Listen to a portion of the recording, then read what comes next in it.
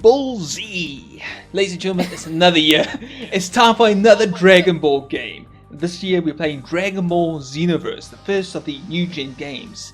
And things are a bit different. They just make these games after they gather all the Dragon Balls. This is totally just their dream come true.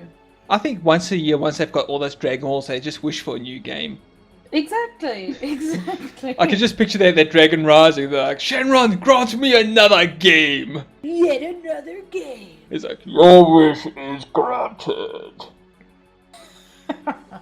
So, Dragon Ball XenoVerse. This is the game I'm playing, and I believe you have some questions for me, Zoe. I do indeed. As per usual, I'm curious first and foremost about the story. Is there actually any way to put a story in a Dragon Ball Z game? See, that's the funny thing. If you play one Dragon Ball Z game, you already know what the story's going to be. You're going to start off facing your evil brother Raditz with Piccolo by your side.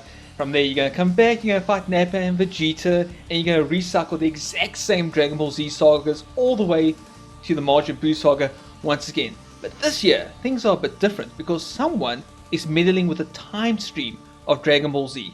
And there's only one way to fix time. And do you know what that is? Doctor Who? No, damn it! You punch your problems in the face. That's how you solve problems the Dragon Ball Z way. I like this game already. So the cool thing now is that this meddling with the time stream is actually changing scenarios. If you're a fan of Dragon Ball Z, you might see a scenario like this going to go over your head. You might see a situation where Vegeta is now the leader of the Ginyu squad because Captain Ginyu has taken over his body. Other crazy ideas like that, where ideas have just been mixed up completely. And it works. See, I am so off on the timeline. Like, I remember when some of the good guys were bad, like, what's his name, Piccolo and all of that, so I am very, very out of touch. Yeah, this isn't going to help, but as crazy as it is, I like it because Dragon Ball as a franchise is crazy enough to begin with. You know, don't look for logic, you're not going to find it. So, as far as story goes, I like it. I think it's fresh. That's fantastic. And then how is gameplay? I mean, is it actually a good game to play without, notwithstanding the crazy storyline? Actually, yeah. One of the problems I had with the previous Dragon Ball games in the older generation, like Ultimate Tenkaichi and Burst the Limit, was that the controls were terrible. It was just so bloated. There was just too much to do. When you compare that to one of the older games, such as Budokai Tenkaichi 3, which it just nailed the flow of combat perfectly. This one feels like that Budokai Tenkaichi 3 combat mixed with an old Half-Life mod called Earth Special Forces. It's very much similar to what was seen previously last year in Battle of Z, where it's this 3D fighting where you can rush in, you can throw down some melee attacks and finish them off with energy attacks. It works, it's very cool. But the catch here is that this isn't a strict fighting game. For all intents and purposes, it's Destiny Ball Z.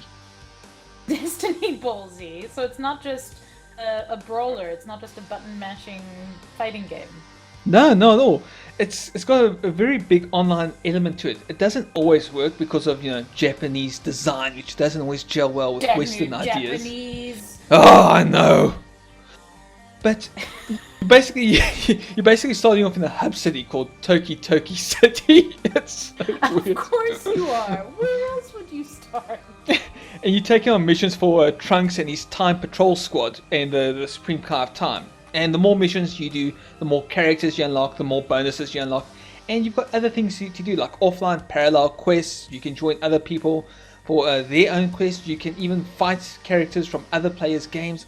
So it's very much an interconnected Dragon Ball Z game. So it's got great core fighting mechanics and a semi-decent online aspect to it. But I still enjoy it. That sounds cool. Now, of course, I'm wondering, obviously an anime in its original form and manga and all of that. So what does it actually look like? Is it a pretty game to play? It very much is. The characters themselves are fantastically rendered. When you attack and such, you even see facial expressions on them, or limited anime facial expressions as you've no doubt experienced. Crying faces. But the actual style of the game is beautiful. They've got crazy camera cuts. They've redesigned iconic moments from the anime series and they've put it into this 3D engine, so it really pops. The backgrounds, they could use a bit more work, but for the actual character designs and the energy attacks and the movies and such, it's great. Plus, you've got some original anime animation as well to go with it. So very sparkly there. That sounds very shiny. Okay, so out of all the balls, no, that's not right. Out of all the monkey balls, Dragon Balls, It's a great Saiyan ape, honestly. it's a great saying. How many balls do you give Dragon Ball Z? Out of 10 Dragon Balls, I'm going to give this game 7.5. It's a very, very solid Dragon Ball game. One of the best that they've done in recent years. There's still room for improvement, but I think, the hardcore fans, they're going to like this. They're going to like having a custom character to use, to create, and to take throughout the quest.